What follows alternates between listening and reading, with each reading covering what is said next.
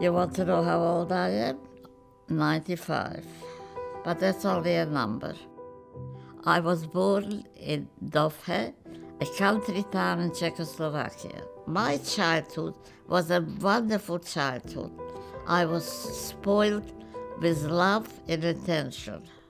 But unfortunately, that has all changed once the war started. I was not allowed to go to school. We had to wear the yellow Star of David. If I said hello to my friends, which I said a few days before at school, they completely ignored me.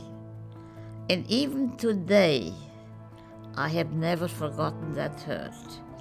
They were my friends, and suddenly I'm nobody. My parents, the business was taken away from us. The uncertainty from day to day, not knowing what will eventually happen. I can't describe it to you because you wouldn't understand what this drastic change meant to a young child. I was 11 years old. After a while, I remember there was a knock on our door around midnight, and we were told to pack an overnight bag to go to the ghetto. We arrived to the railway and we went to Berehova. It was overcrowded already, people from all over. We had no contact with the outside world whatsoever. But eventually there were selections. They selected so many people, and we were taken to the railway. When we arrived to the railway, there were cattle wagons. You all know what cattle wagons are. It's for transporting livestock. No windows, nothing. Like a tin of sardines, you couldn't move. Eventually, on the third night, my father said to me, I know we are not going for a holiday. I want you to promise me something, that you survive. Well, I found that question very disturbing, but I so positively said to him, of course I survive. And I didn't realize what I did. Eventually, we arrived to our destination, called Auschwitz. Hundreds of SS standing there. We had to stand in rows. I was standing with my mom and dad and my grandmother, and my mother was holding my hand. Dr. Mengele was there with a baton.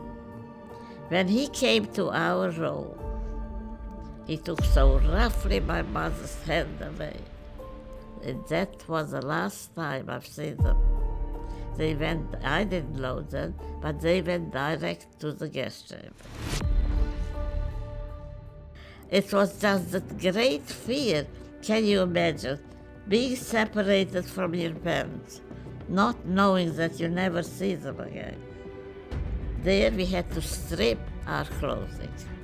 Standing naked, the SS shaved our hair, and then quite a few of us was ushered into a room which was the gas chamber, but we didn't know it was like showers.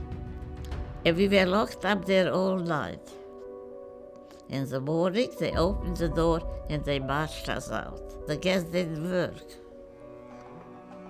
Can you believe it? We had to stand in rows and put our hands on the girl's shoulder. Now, they used to count us and recount it, and if you as much as blinked an eyelid, you copped it with a baton. The cruelty is in the hatred. I mean, I spoke German, so I understood what they were saying. You verfluchte Jude. The hatred. You have no idea. No idea.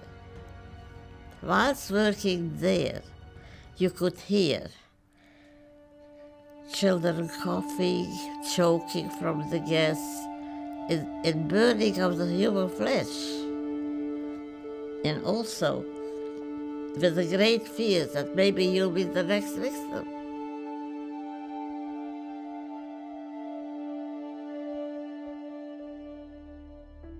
They can do anything to you, but they cannot break your spirit. They never succeeded to break my spirit because I had a promise which I wanted to fulfill. Promise to my dad that I will survive, and I did. I have 3 children, 2 sons and a daughter. I have got 7 grandsons and 2 granddaughters. And I have got 17 great-grandchildren. An only child, an only survivor. I am the victor. I survived. I have 4 generations, and I had an opportunity which Australia gave us to start a new life. I will never forget it, and put some roots down and try to regain faith in human nature.